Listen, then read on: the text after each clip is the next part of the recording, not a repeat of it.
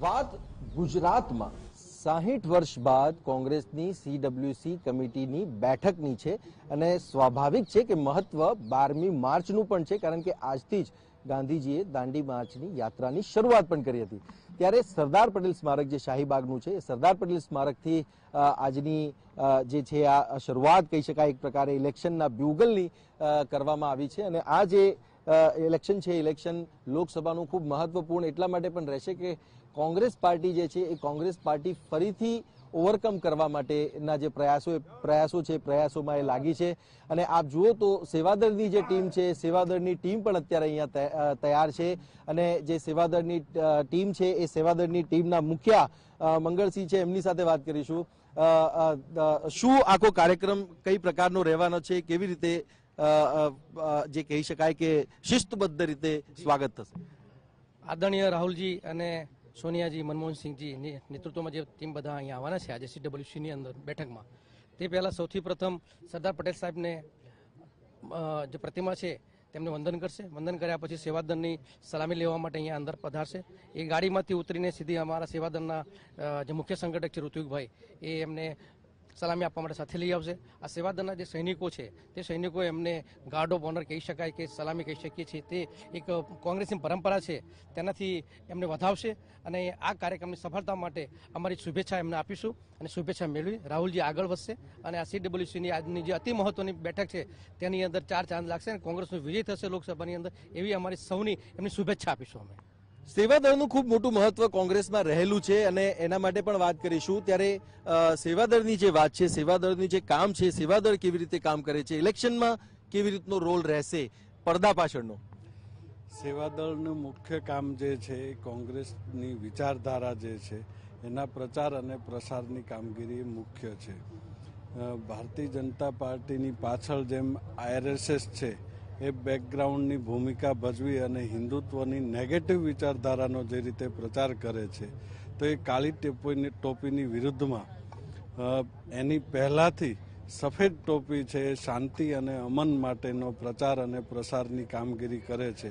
એટલે સેવાદળ છે એ કોંગ્રેસ પક્ષની વિચારધારાના પ્રચાર અને પ્રસાર માટેનું ખૂબ જ બેઝિક અને પાયાનું સંગઠન છે।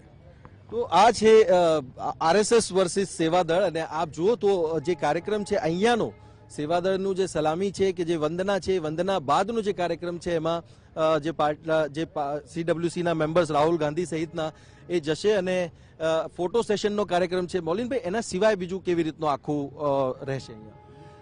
जैसे आदरणीय राहुल जी आएंगे तो सबसे पहले वो सरदार पटेल जी को सूत की आटी माला पहनाएंगे और उनके बाद तुरंत ही अखिल भारतीय कांग्रेस सेवा दल के सैनिकों के द्वारा ध्वज झंडा फरकाया जाएगा।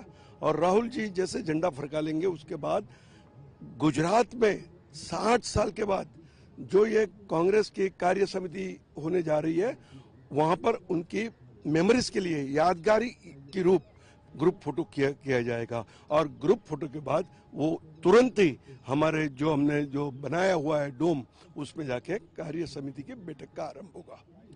તો આ છે સમગ્ર જે કાર્યક્રમ છે, કાર્યક્રમની રૂપરેખા આપ જુઓ છો। અહીંયા જે ખુરશીઓ લગાવવામાં આવી છે, સાથે જ આ જે સરદાર પટેલ સ્મારક છે, સરદાર પટેલ સ્મારકનું આ જે પરિસર છે, પરિસરમાં ખૂબ મોટી સંખ્યામાં પોલીસ બળની સાથે સાથે અધિકારીઓની સાથે સાથે SPGની ટીમ તૈનાત છે અને જે સુરક્ષા છે, સુરક્ષા બાબતના બધા જ જે ચોકસાઈ છે, ચોકસાઈ કરવાની છે। શાહીબાગ પોલીસ સ્ટેશનના PI પણ છે। આ સહિત જે ટીમ છે, ટીમ કોંગ્રેસની અત્યારે અહીંયા લાગી છે। અલગ અલગ જે જવાબદારીઓ છે, અલગ અલગ જવાબદારીઓમાં જે છે એ સમગ્ર નેતાઓ અહીંયા આપને જોવા મળશે।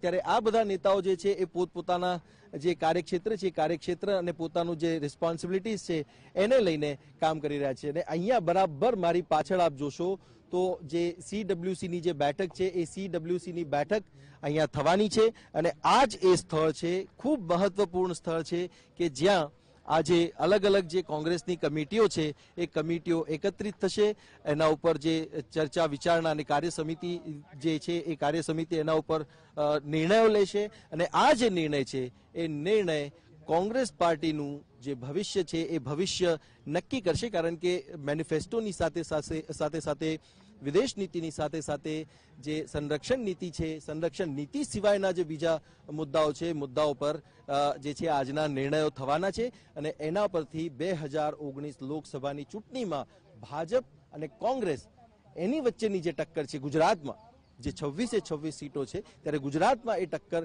કેવી રહેશે એના પણ અનુસાર આજે નક્કી થઈ જશે. કેમેરામેન ઇમરાન શેખ સાથે સચિન પાટીલ, TV9 અમદાવાદ.